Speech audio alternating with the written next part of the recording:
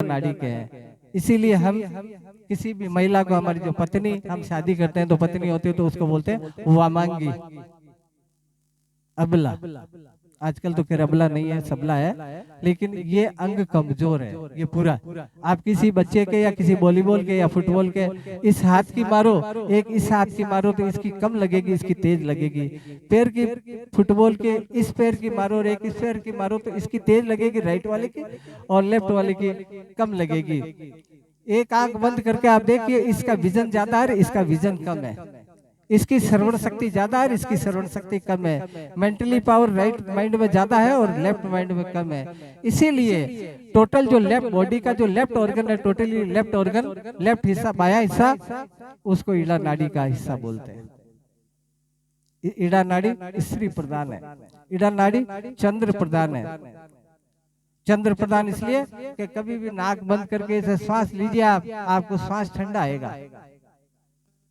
ठीक इसके विपरीत जो राइट माइंड है, पूरा ये राइट ऑर्गन, जितने भी हमारे बॉडी ऑर्गन है, वो सूर्य स्वर है, पुरुष प्रधान है।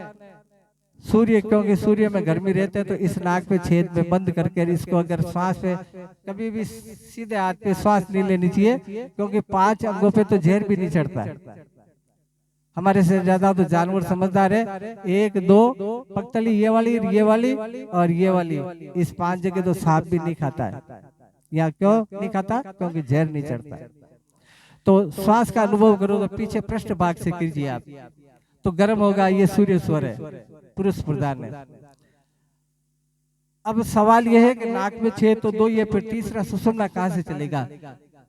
दोनों जब नाक चलेंगे ना, आप कभी भी एक्सप्लेन अनुभव करके देखिए कि आप नाक के हाथ लगा के देखिए, एक ही नाक से श्वास चल रहा है। कोई अगर कह देता है कि मेरे तो दोनों नाक से चल रहे, तो मुश्किल काम है, गलत बोल रहा है वो, उसको अनुभव नहीं है। आप नाक भले दोनों से श्वास चल रही हो, लेकिन एक में से तेज चल रही हो, जो तेज चल रही है उसको सक्रिय मानते हैं, सक्रिय जानते हैं। जैसे मान लीजिए सुषुम्ना दोनों से चलेगी। अब सुषुम्ना का मैं पहले अनुभव बताता हूँ, आप सब लोगों को अनुभव हुआ है सुषुम्ना का, लेकिन क्योंकि समझे बिना बोला रहेगा जगत का, कई लोग दवा दर्द की जाने बिना कहीं मिटन चाहिए रोग, हम जानते नहीं है, इसीलिए उस बात को एक्सेप्ट करते नहीं है। खांसी की दवा के ऊपर लिखा होता है कि इसको हिला के पिलाना है, और हम उस आदमी को हिला के पिलावे तो बचना मुश्किल है। तो सुषुम्ना को कैसे अनुभव किया जाता है, पहले मैं 3 नाड़ियों को बता देता हूँ, फिर इसके कर्म बता देता हूँ, फिर आगे जैसा भी संचालक महोदय का आदेश होगा आगे की कार्रवाई होगी। आप 1000 आदमी में बैठे हो, अभी इतने सारे जो राम रूप विराजमान हो आप लोग, तो कई बार ऐसा होता है, सबके साथ होता है, एक बार नहीं कई बार होता है, लेकिन क्षणिक होता है वो, क्योंकि लंबा हो जाए तो फिर लंबा ही होता है, फिर लंबा ठीक ऊपर।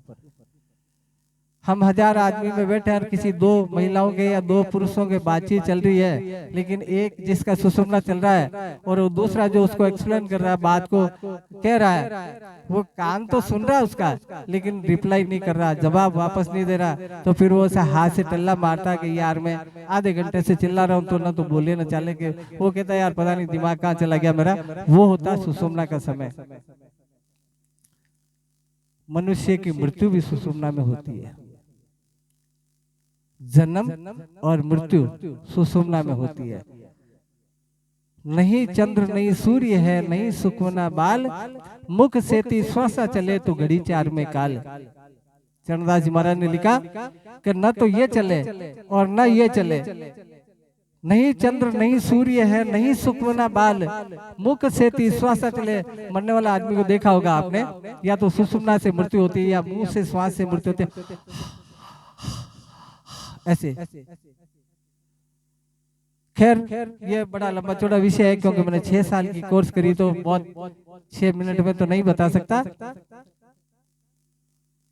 अब चंद्र स्वर में क्या करना चाहिए?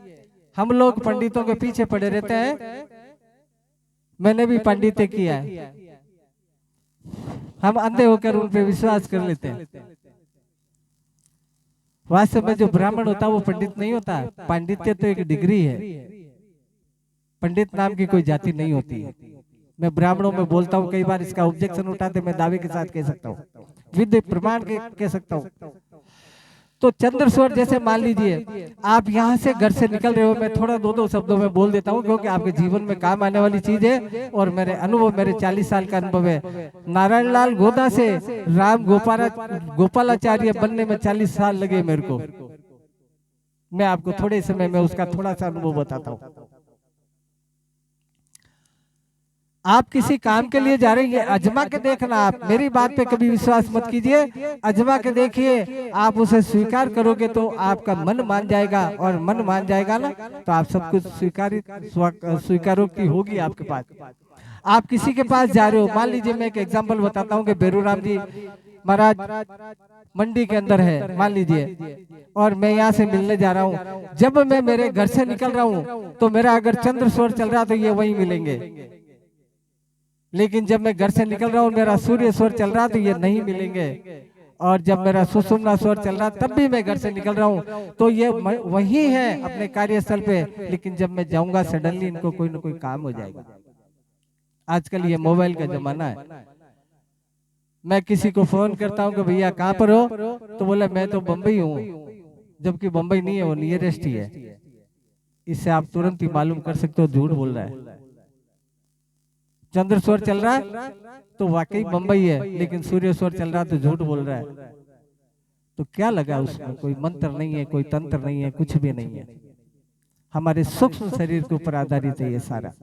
और मैं सारे सूक्ष्म शरीर को आपको खोल के बता सकता हूँ, इतना मेरे पास समय नहीं है, क्योंकि संभवतः आप लोगों को भी भजनों से आनंद आएगा, मेरी बात तो आप ऊपर से निकाल लोगे, कोई आनंद भी नहीं आएगा, तो मैं मेरे मुंह से भी निकालूं, रात भी नहीं सुनो, कोई फायदा नहीं।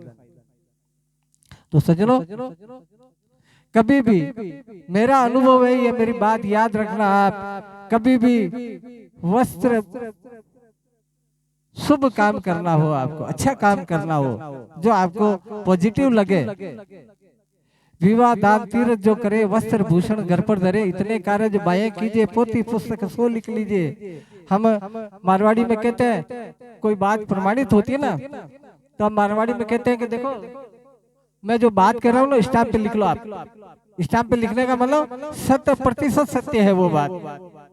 तो चरणदास जी ने लिखा और मेरा अनुभव है ये, मेरे गुरुदेव की कृपा से कि विवाह दान तीर्थ जो करे, वस्त्र भूषण घर पर धरे, इतने कार्य बाएं कीजिए, पोथी पुस्तक सो लिख लीजिए, कभी नुकसान नहीं हो सकता, आजमा के देख लीजिए आप। और अगर यही काम आप सूर्य स्वर में करेंगे तो निश्चित तौर पर नुकसान होगा, और सुषुम्ना में तो होता ही नहीं है। सुषुम्ना में तो न शुभ काम होना है न अशुभ काम होना। सुषुम्ना सिर्फ परमपिता परमात्मा को स्मरण करने की के लिए नाड़ी दी है। परमात्मा कितना दयालु है, हमारे को दैनिक कर्म करने के लिए 2 नाड़ियां दी है, इड़ा नाड़ी और पिंगला नाड़ी। और परमपिता की दयालुता देखो कि खुद से संपर्क करने का एक अवसर दिया है, लेकिन वो भी हम गुमा देते हैं।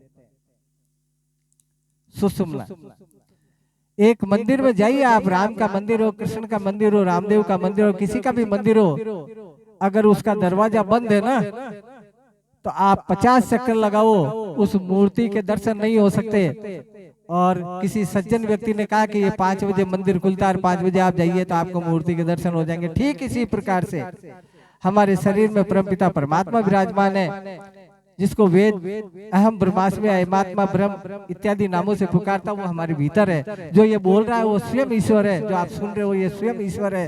नहीं तो मरने वाले के भी होते हैं ऑर्गन तो सारे, 5 ज्ञानेंद्रिय 5 कर्मेंद्रिय तो मरने वाली बॉडी के भी होते हैं। फिर ये बोलने वाला कौन है? ये बोलने वाला ही तो ईश्वर है, आप सुनने वाले ही तो ईश्वर हो।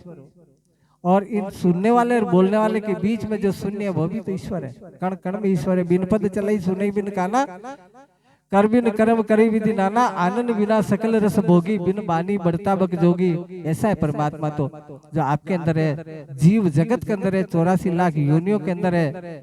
फिर हम कैसे पैदा होके शादी ब्याह करके बच्चे बच्ची पैदा करके उनको निपटा के और अंत में चले जाते हैं।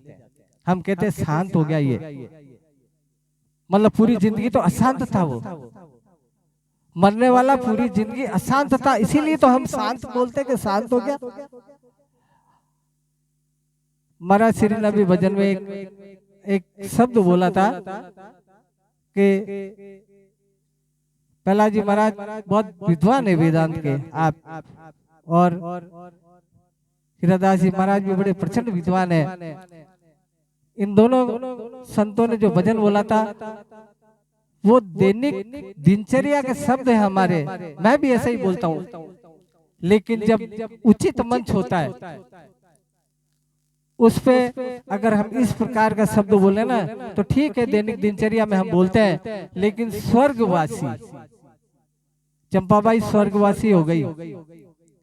स्वर्ग सजनों ये गांठ बांध लीजिए आप, ये कर्मकांड के जितने भी शास्त्र है ना, मैंने कर्मकांड में पांडित्य किया है। मैं पहले पूजा पाठ करता था, बहुत शादियां भी करवा देता था, बहुत कुछ पांडित्य किया मैंने, पांडित्य में डिग्री है मेरे पास। लेकिन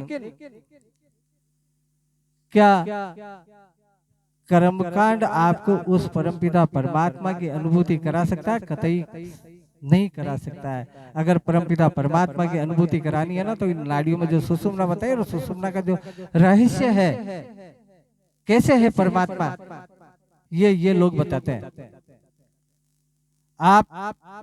मैं आपका कुछ समय और लेता हूँ, शायद आपको ये मैं जो इस शब्दों का जो भोजन आपको परोस रहा हूँ संभवतः आपको अच्छा नहीं लग रहा होगा, तो 2-5 मिनट और, क्योंकि मैं इसको अंतिम स्टेज तक ले जाकर मेरी वाणी को इतिश्री कर देता हूँ।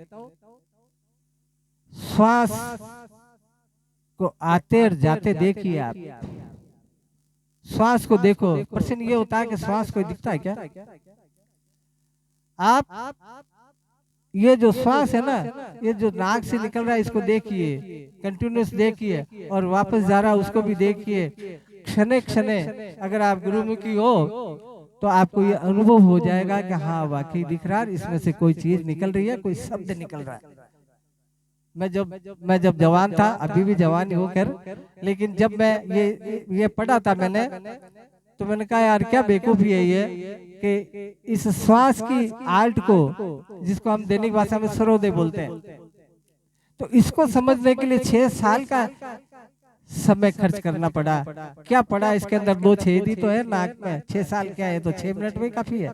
लेकिन जब मैंने पढ़ाई करी तो आज मैं इधर देश में भी जाता हूँ, विदेश में भी जाता हूँ, बड़ा फक्र महसूस करता हूँ कि इसका इतिश्री तो बड़ा मुश्किल काम है, बड़ी मार्मिक विद्या है। तो सज्जनों में तो इन बातों को आप याद रखिए, क्योंकि भजनानंदी लोग वहाँ पर भजन बोलने वाला बहुत लोग बैठे हैं कि कभी भी किसी भी प्रकार का शुभ काम करना हो तो चंद्र स्वर में करना, और शुभ काम नहीं हो, तार्किक काम हो, बुद्धि का काम हो, हिम्मत का काम हो, ताकत का काम हो, तो वो सूर्य स्वर में करिए। और परमपिता परमात्मा का अगर स्मरण करना हो तो सुषुम्ना में करिए, सीधा वो दरवाजा खुला मिलेगा। जहाँ भी जिसको भी हम परमपिता परमात्मा ईश्वर कहते हैं, सदगुरु कहते हैं, उसके दीदार हो जाएंगे।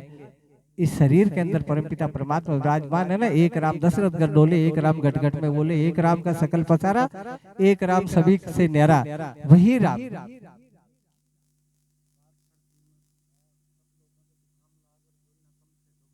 हाँ, देखिए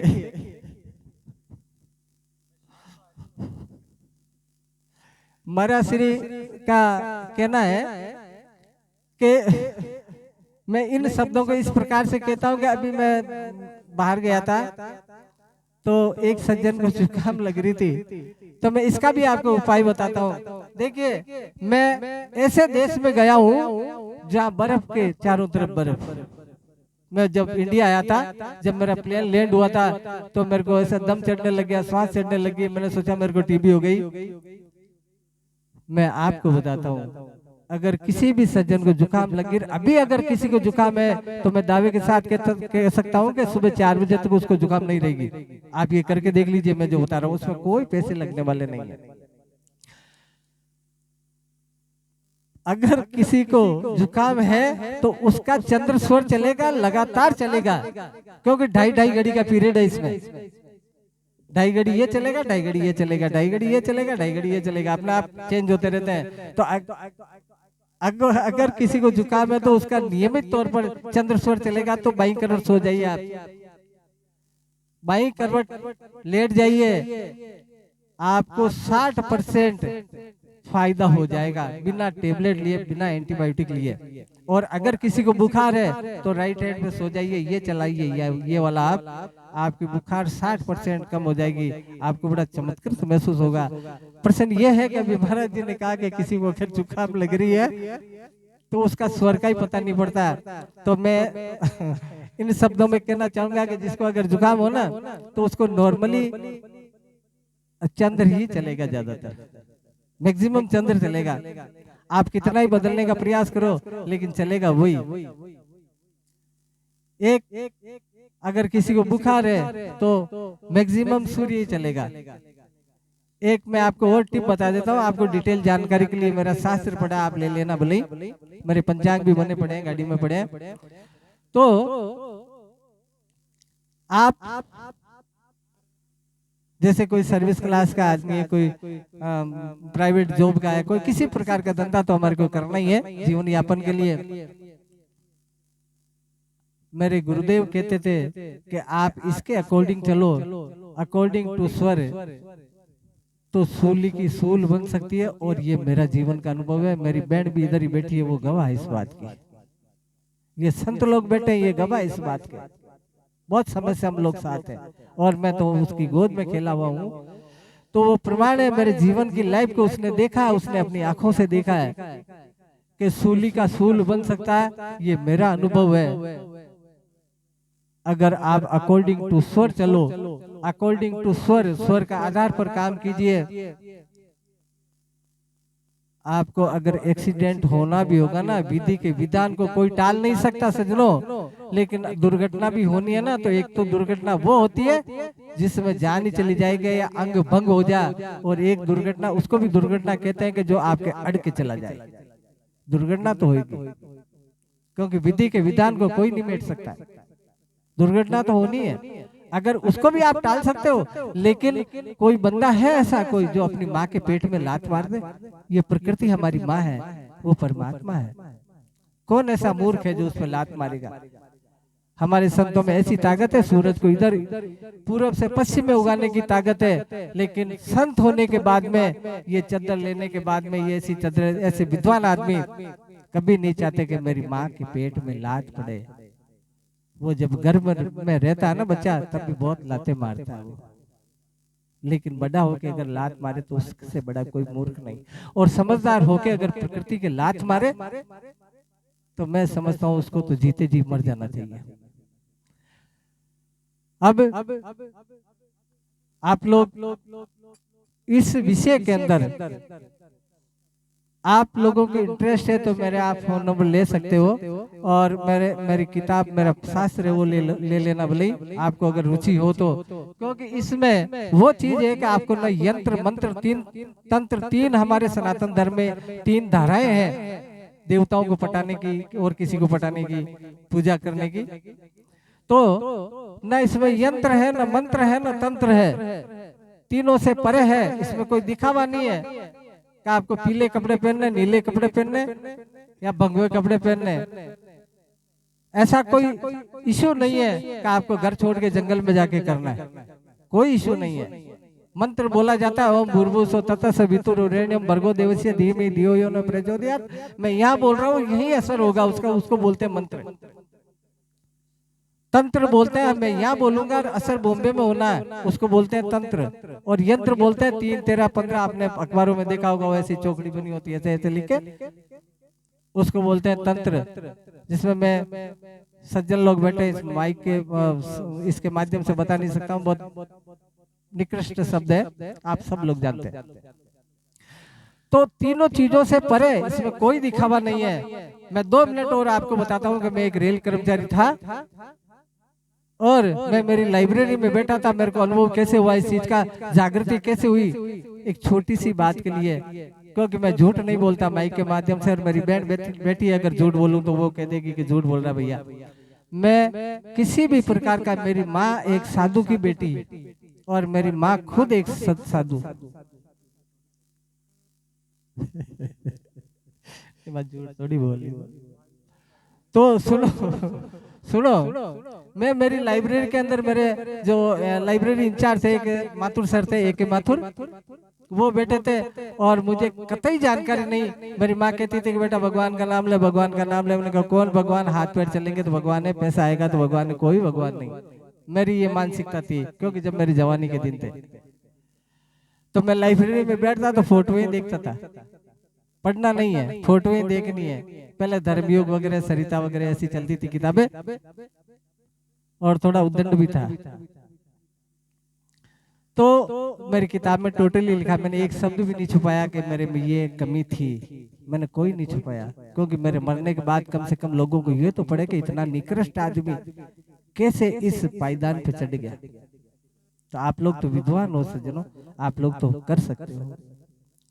तो मैं किताब पढ़ रहा था, लेकिन जब टर्निंग पॉइंट हो ना, जब आपकी जीवन बदलने का कोई विषय हो, तो परमपिता परमात्मा किसी न किसी बंदे को भेज देता है, किसी न किसी पन्ने को भेज देता है, कोई न कोई साधन भेज देता है। तो मैं एक सरिता देख रहा था, आजकल तो चलती कि नहीं चलती पता नहीं, पहले एक सरिता पुस्तक चलती थी। तो 77 की वो जो सरिता थी, उस सरिता में मैंने पढ़ा तो उसमें लिखा होता, आज भी आप पधारो मेरे निवास पर, वो पन्ना मेरा गुरु है एक। उस पन्ने में कहीं फोटो नहीं थी लिखने वाले की। उसमें लिखा था कि आज विज्ञान का युग है। मैं खुद विज्ञान का स्टूडेंट रहा, मैं खुद ये एक्सेप्ट करता था कि ऐसा कुछ नहीं होता है। उसमें लिखा था कि आज विज्ञान का युग है, दूध नापने के लिए इलेक्ट्रोमीटर, बुखार नापने के लिए थर्मोमीटर, स्पीगोमीटर, बीपी नापने के लिए स्टेथोस्कोप, इसकी जांच करने के लिए, लंग्स की जांच करने के लिए, कफ की जांच करने के लिए, लेकिन कोई ऐसा मीटर आज तक न बना है, न बनेगा, जो ये बता सकता है कि अभी आपका चंद्र स्वर चल रहा है और 2.5 घड़ी बाद, 2.5 घड़ी माने 1 घंटा, 1 घंटे में 2.5 घड़ी होती है, 24 मिनट की 1 घड़ी होती है। 2.5 घंटे बाद, 1 घंटे बाद, 2.5 घड़ी बाद अगर सूर्य स्वर बदलेगा तो आपकी बॉडी के अंदर क्या चेंजिंग हुई, कोई माई का लाल नहीं बता सकता। मैंने कई देशों की जर्नी करियर में इसी विषय पे बोलता हूँ, कोई नहीं बता सकता। कोई मशीनरी आज तक पैदा ही नहीं हुई और ना होगी। तो 2.5 घड़ी का ये अंतराल है, जब कोई नहीं बदल सकता। मैंने वो पन्ना पढ़ रहा था तो महाराज श्री ने लिखा, उसमें फोटो नहीं थी महाराज की, कि हम बता सकते हैं इसमें क्या बदलाव हुआ। मेरे वो बात कल परसों आपको बुखार होगी, ये कोई माई का लाल, इस ब्रह्मांड में कोई ऐसी मशीन नहीं है जो आपको बता सकती है कि आपको 3 दिन बाद बुखार होगी। ये हम बता सकते हैं, उन्होंने लिखा था, मैं नहीं। तो मेरे वो बात गांठ कर गई घर में कि ऐसी क्या चीज है इस आदमी के पास जो ये बता सकता है। और नीचे सिर्फ उनका एड्रेस लिखा हुआ था कि डॉक्टर योगी राज भूदैन, योग सदन, वसंत विहार, कानपुर। मैंने वो पन्ना, सामने माथुर सर बैठे थे और हमारे आधे घंटे का लंच होता था रेलवे में। मैं उनकी शक्ल देखता जाऊं और वो इलेक्ट्रिकल एक टेबल थी अपने कैंटीन के अंदर, उसमें लाइब्रेरी चलती थी, तो मैं उनके शक्ल देखता जाऊं और नीचे करके उस पन्ने को फाड़ लिया, कुर्सी पे बैठा फाड़ के मैंने जेब में डाल लिया। जेब में डाल के घर जाते मैंने चिट्ठी लिखी उसी एड्रेस पे। ये मैं मेरी कथा इसलिए बता रहा हूँ कि मैं कतई स्वीकार नहीं कर सकता कि ईश्वर है, कतई स्वीकार नहीं कर सकता कि ये तो साइंस, अकॉर्डिंग टू साइंस, हम साइंस के आधार पर जानते हैं इस शरीर को, क्या बहुत इस धर्म के आधार पर भी जान सकते हैं क्या। तो मैंने चिट्ठी लिख दी कि स्वामी जी ये मैं, वो चिट्ठी मेरे घर पे लगी हुई है फोटो में, कि मैं ये सीखना चाहता हूँ ये है क्या। तो सबसे बड़ी तो मेरे साइकोलॉजी दिमाग में ये आ गई कि लिखने वाला जरूर कोई लंबी लंबी दाढ़ी वाला होगा, बड़ी बड़ी माला होगी, बड़ी बड़ी आंखें, जटाएं लंबी चौड़ी। साधु क्या वेश आते ही हमारे साइकोलॉजिकली इफेक्ट हो जाता है कि साधु ऐसा होता होगा। साधु को तो सज्जनों टाई बेल्ट सूट वाला भी हो सकता है, जरूर नहीं कि भंगवे कपड़े पहनने से ही साधु होगा। तो मैंने वो चिट्ठी लिखी, चिट्ठी में मात्र इतना लिखा, मैं शुरू से आदत है, मैं कलम कसाई हूँ, मैं कोई भी चीज लिखता हूँ तो 2 लिखता हूँ, एक फोटोकॉपी जरूर मेरे पास रखता हूँ। आज मेरे वकीलों की तरह फाइलें पड़ी है मेरे पास, क्योंकि मैंने जिंदगी में जितने भी चिट्ठी लिखी ना, जिसको भी, उसकी कॉपी जरूर रखी मैंने याददाश्त के लिए, ताकि मैं मर भी जाऊंगा तो मेरा परिवार या मेरे बच्चे बच्ची, मेरे पोते पोते देखेंगे मेरे दादा या मेरे बाप ने क्या क्या किया है, कितने कितने किस किस रास्ते से गुजरा है। तो मैंने मात्र इतना लिखा कि महाराज श्री मैं आपको ये सीखना चाहता हूँ। तो मेरे पास रिप्लाई आया करीब 12 दिन में कि बेटा तेरी अभी शादी नहीं हुई है, तेरी जवानी के दिन है, तेरा कार्यस्थल से निवास स्थल बहुत दूर है। इन सब बातों को देखते हुए तेरे माँ बाप क्या देवलोक हो गया, इन सब बातों को देखते हुए पत्राचार से संभव नहीं है। तो मैंने सोचा यार इस आदमी को क्या पता कि मेरे माँ बाप मर गए, इसको क्या पता कि मेरे गांव और मेरी कार्यस्थल से निवास स्थल बहुत दूर है, इसको क्या पता मेरी शादी अभी हुई है। मैंने पास लिया और मेरा रिकॉर्ड देख सकते हो आप, मेरा सबसे पहला पास था वो कानपुर का था। मैं भाग गया, वहां चला गया छुट्टी लेके। तो तब टांगे चलते थे, मैं जानता ही नहीं महाराज श्री कौन है। तो वो पन्ना था मेरे पास, मैंने पन्ना टांगे वाले को बोला रेलवे स्टेशन पे उतर के कि भैया इस जगह चलना है, योग सदन चलना है,